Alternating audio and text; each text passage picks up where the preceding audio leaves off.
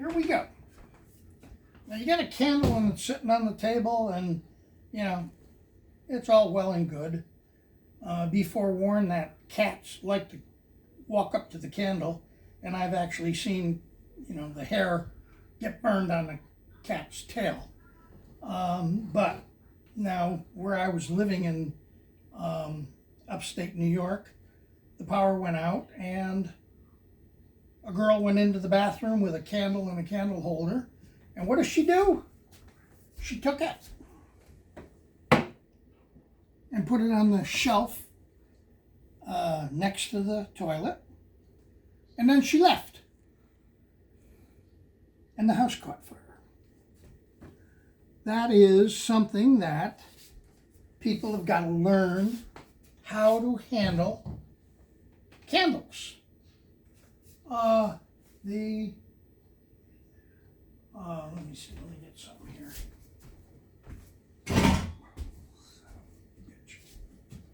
Okay, here we go.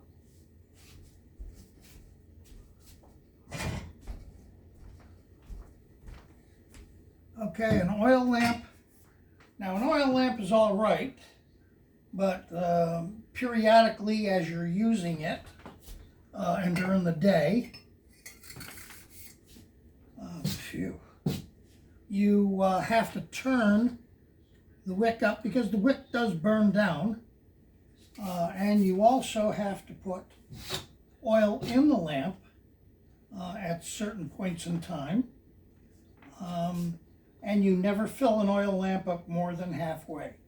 Kerosene is good as an alternative to lamp oil. Lamp oil is something that was invented in modern times. Kerosene was something that was used in oil lamps or whale oil. They used whale oil, but the kerosene actually wound up being cheaper. And if you don't have any problems with the oil lamp, great. However, if you knock that oil lamp over onto the floor, or you tip it over on its side, oil will come out, catch fire, and start to burn, and you've got a fire now in the house. Not something that you want to deal with because you don't have any fire department. So, and the same thing, you do not want to put an oil lamp somewhere where you have anything over the top of the chimney at a distance of 20 inches or less. 20 inches or less, and you've got a problem on your hands. And even at 2 feet, if it's there long enough, you can have a problem on your hands. Oops. I just looked at it. Okay, well, it'll come back to me, I hope. So you have to be able to deal with fire. Like, candles are something that is not a renewable resource, so you're going to have to make candles or buy candles, and you need wax. You can make it out of paraffin, you can make it out of beeswax, you can mix the two together and extend it, because beeswax candles usually burn longer by half again as much as paraffin candles. But you gotta have bees to do that. Or you gotta have somebody who has bees and knows what they're doing. To do the modern beekeeping, extracting the honey from the comb and all of that is not conducive to producing beeswax. When I extract honey, I take the comb, cut it completely out of the frame, and the frame and the wax and the honey go into a double boiler. the wax melts, comes to the surface, the honey sits on the bottom. You can feed the honey back to the bees and they can make more wax with it. For every pound of wax, it takes 6 pounds of honey to make 1 pound of wax. The other thing that you also have to have is foundation that goes in those frames. No mail, no way of buying foundation from somewhere and having it delivered to you. You need to get a foundation maker where you can take sheets of wax and run it through a foundation maker, which imprints the base of the cell onto the foundation, and then you can put that back in the frame, and wham bam, thank you ma'am, the bees will draw the comb where you want them to. Otherwise, the bees will draw comb up. You could have frames and leave an inch of comb on the top, and you've got 12 frames. Let me get this.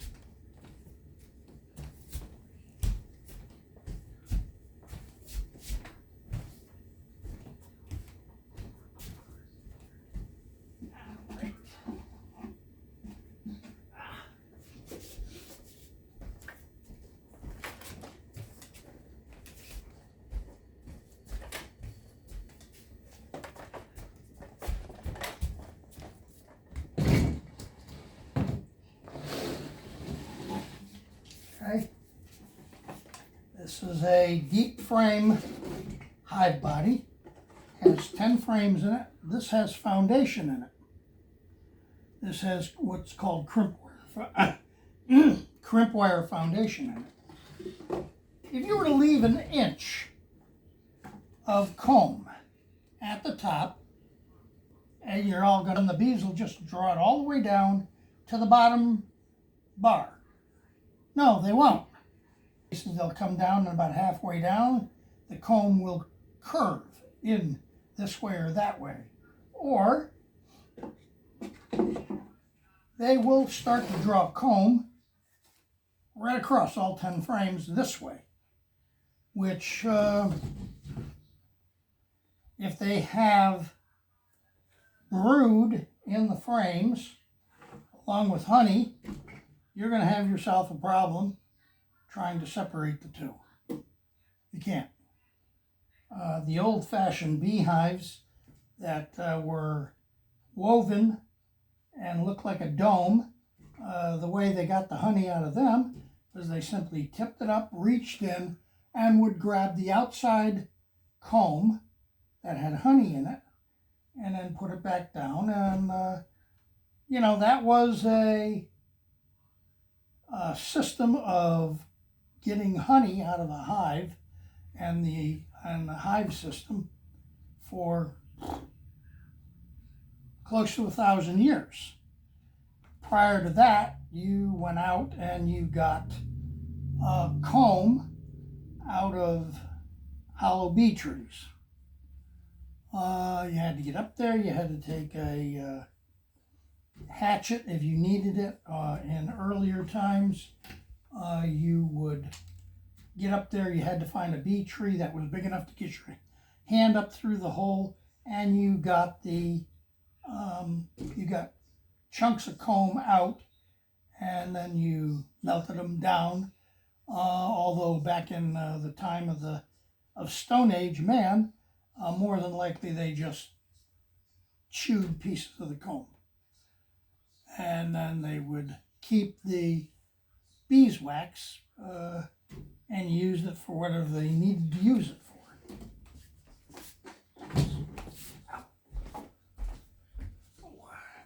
Okay.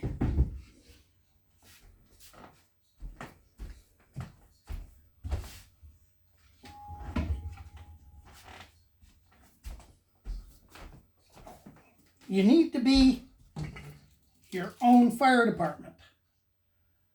And you got to have enough on hand to make sure that you can handle a fire. Every room in this house has 2 5-gallon buckets full of water with a lid, and each room in this house has at least 2 fire extinguishers. CO2 are the best. You don't want to try and get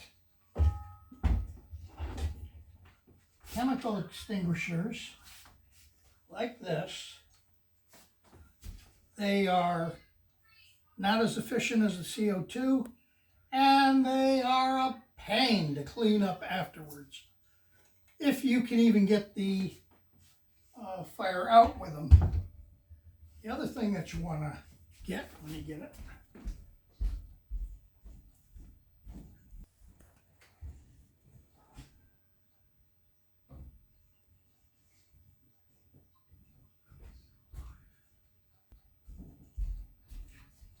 okay, water extinguishers.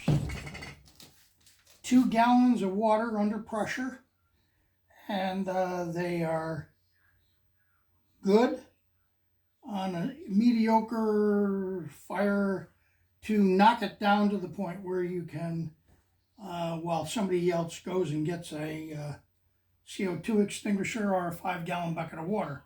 A 5-gallon bucket of water used properly can extinguish a fire in a heartbeat. But you got to know how to throw the water. You need to have a bucket on hand where you only put half of that 5 gallons in a bucket, and then you can throw it on the fire. You'd be surprised at what you can do with a bucket full of water. Okay. Now,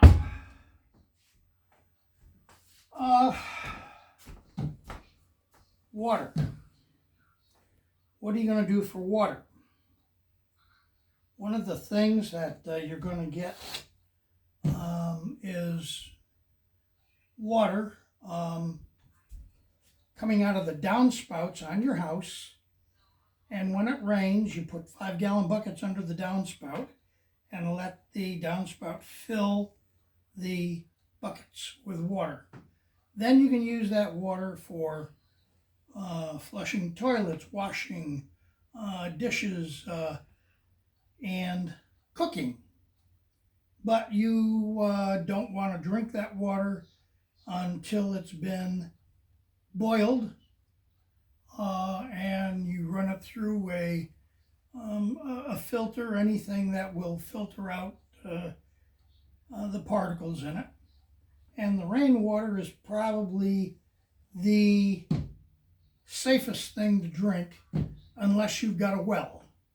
If you have a well with a hand pump, or you have a well where you can lower a small bucket or tin down into it, fill it, and then bring it back up, that will work too. Just be forewarned that groundwater contamination is something that is possible and can happen when you are getting into a problem where there is no more modern sanitation. Water is the primary carrier of a bunch of different diseases. And it wasn't until they invented the modern sewer system and they invented water purification plants that people could actually drink water without having a problem.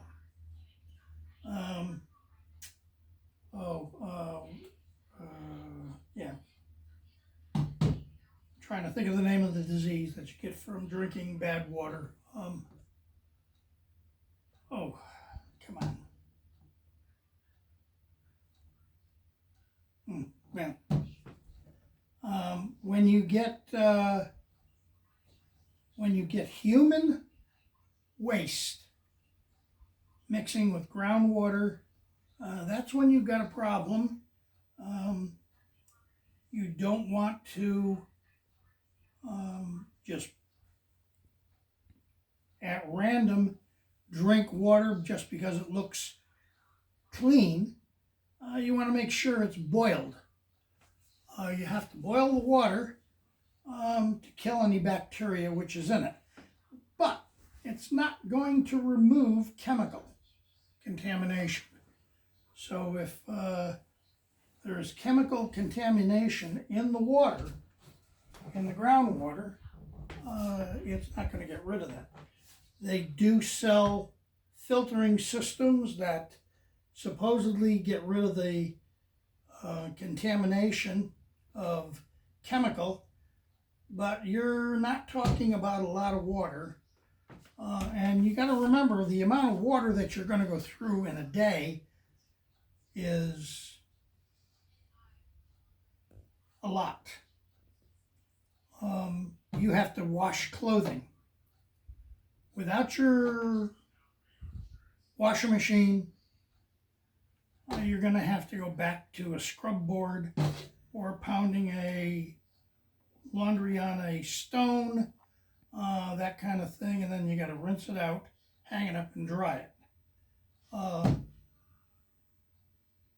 You taking a bath, a shower, whatever you want to call it, is going to be kind of work intensive. The average shower it consumes 40 gallons of water when you take your shower. So if you're going to take a bath or a shower, you got to rig up something for the water to fall on your head, and you got to fill it. 40 gallons of water. 40 gallons of water is a lot of water when you don't have modern delivery system. A bath, you can do what they call a whore's bath. Wash your hands, your face, that kind of thing, and rinse off.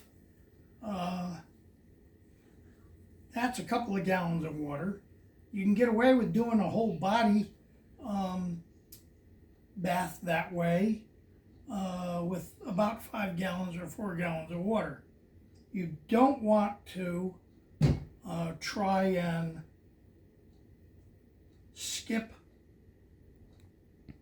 not taking a bath for more than a week. You generally want to take a bath of some sort every 7 days. That will work the best. We up to 30 minutes. You're gonna. Oh, we've got about 10 more. Okay. One of the things that you're also going to have to realize is that in order to drink water, you're going to have to drink water that has been boiled, and that's why tea and coffee was invented. Because you boil the water to make the tea or the coffee, and it kills the bacteria in the water. So if you just want to boil water and drink hot water or wait till it cools off to drink it, fine. If you don't, coffee or tea will work out very well.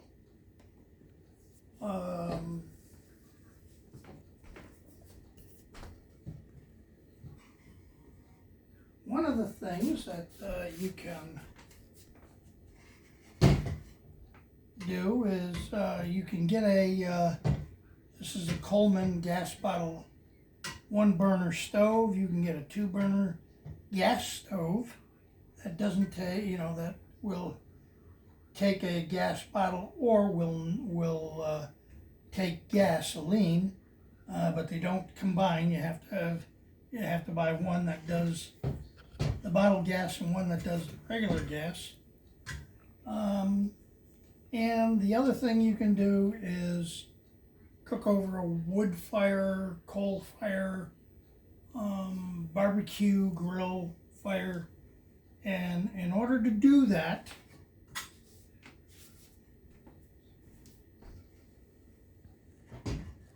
you're going to need cast iron. You're not going to need, you don't want to use cast aluminum, stainless steel, any of that. About the only thing an alternative to cast iron is going to be copper, but it's got to be pure copper, not a pan with a copper colored base on it, and the rest of it's aluminum or cast iron, or aluminum or stainless steel, something like that, because it's not going to work. It's not going to work well. And being over fire like that is going to eventually warp the base of the pan. There's a cast iron grill, and you can put that over and cook whatever you need to cook on it.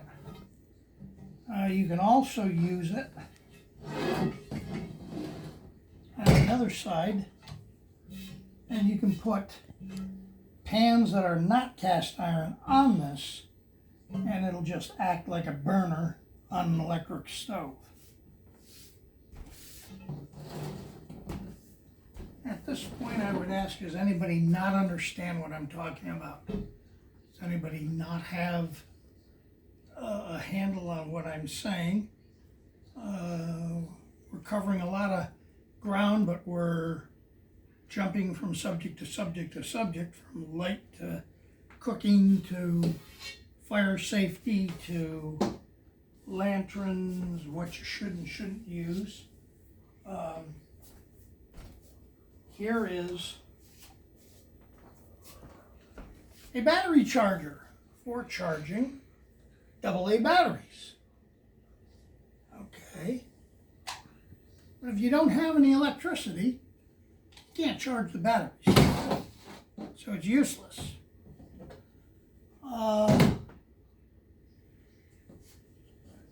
You'd be surprised at how many people I have run into who come up with the dumbest things in the world. A friend of mine who's a survivalist, and his mother goes out and buys a generator, and his sister says, well, Ma bought a generator, and so we don't have to worry about power outages. And said she bought a gallon of gas. And he says, what's going to happen when the gas runs out? Well, just go down to the gas station and get another gallon. No, you don't. Because it takes electricity to run the pump. So you're not going to get any more gas.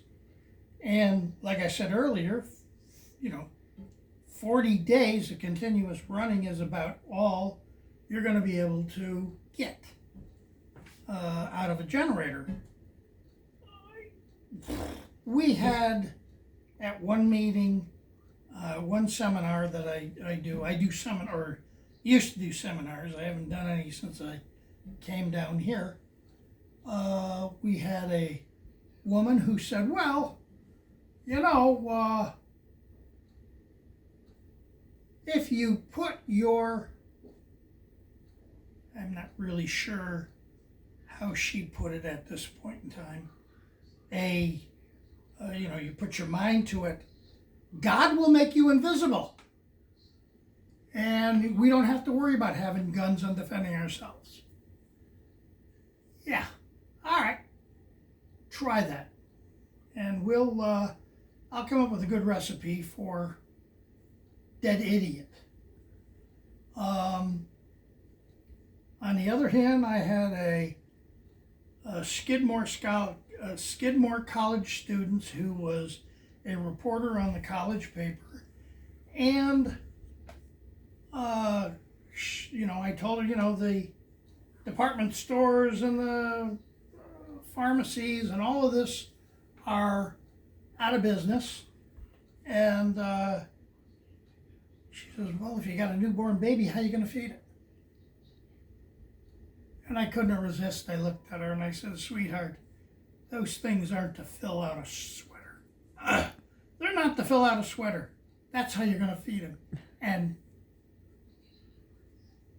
no idea. Just, she thought those were decorations that you were born with.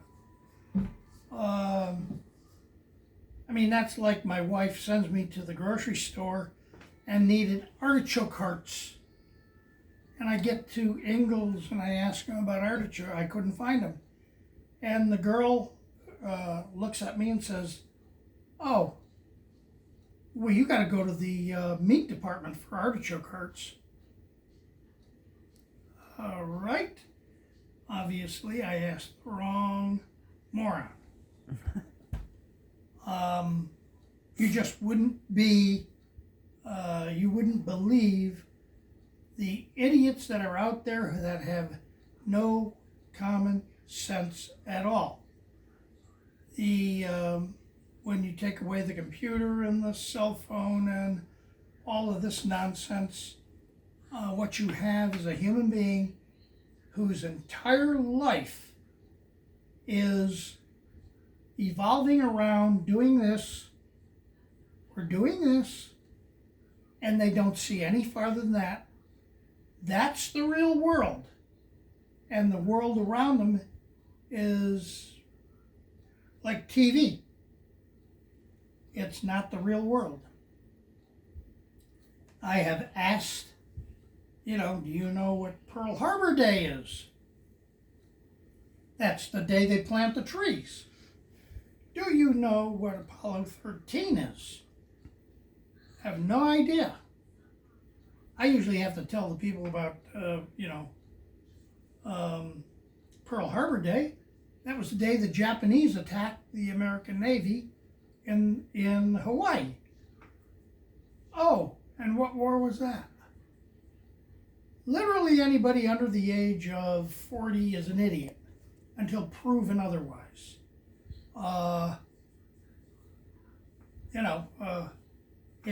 One girl says, you're going to have a baby. How are you going to get to the hospital? You're not. And women did not use a hospital to have a baby for, 1,000,000 years.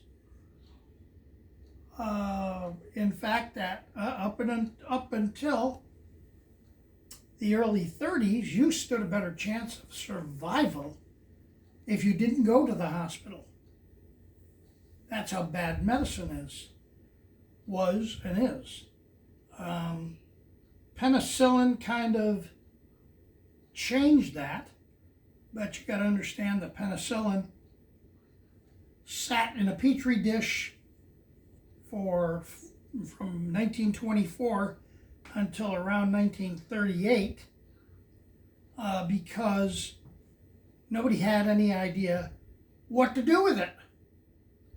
And the U.S. Army realized that the first large battle America was going to be involved in North Africa was going to be Kasserine Pass, and they needed something to cut the infections down on wounds that soldiers will receive in battle. And the very first application was one of the doctor's wife had the flu, I believe it was, and they gave her the penicillin to see if it would work. So even the medical profession is not something that is anything that you want to try to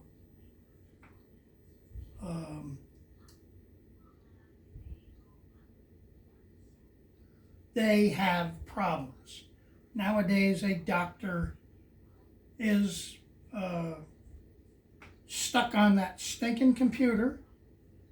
You could teach a chimpanzee what they're doing because they are no longer scientists. They no longer can sit down and try to cure a problem. They have to follow the American Medical Association's recommendations. And if they don't, they can lose their license through the American Medical Association or through insurance. And this should not be the way it is. There's a lot of things out there you got to think about. I had said at one point in time, what you want to do is you want to, there's a couple of movies that were made that if you watch the movies, they will give you ideas. You can look at it and say, well, how could I improve on this?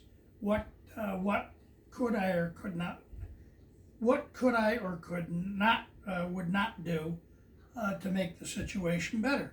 The two movies are Panic in the Year Zero, and the other one is Where Have All the People Gone? Where Have All the People Gone is a perfect movie for a solar flare where the power goes out, and Panic in the Year Zero is a nuclear war.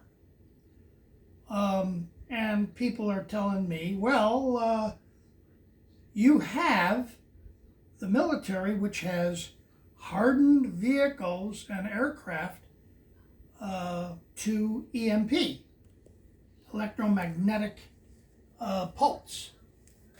Electromagnetic pulse is different from solar flares. Electromagnetic pulse screws up the electrons and does not let them conduct. It will last anywhere from 24 hours to a couple of weeks, maybe. The solar flares, on the other hand, are neutrons, and they are charged, and they come into the atmosphere, and they overload any system that will conduct electricity. In 1859, when a solar flare hit, the man who investigated it was an astronomer. The railroad workers on the railroad would take their foot and put it on the rail, and the boot would start smoking. Telegraph offices were burning down. Telegraph lines were burning up. Houses burned down because the nails that held the house together heated up and caught the houses on fire. If we have a big enough solar flare hit, you could have 80 million house fires in one day. And that's it. And there's nothing you can do about it. You can't turn off. I've had people, you just turn the main off. No, you can't turn the main off because it's coming in the house, going through the walls, and it's hitting anything that's ferrous metal, and it will heat it up. So that's a solar flare. And the perfect solar flare would be from East Coast to West Coast, from the Arctic Circle down to the equator, and depending on how intense it is and how long everything is exposed to it, you're going to lose all kinds of electrical everything. Cell phones, computers, automobiles, anything that has a computer chip in it. The computer chip will last about 50th of a second, if that. On the other hand, We're 35 minutes. okay. Well, actually, finish the more than that, sentence. so, but yeah, it'll go. That way I can upload it right.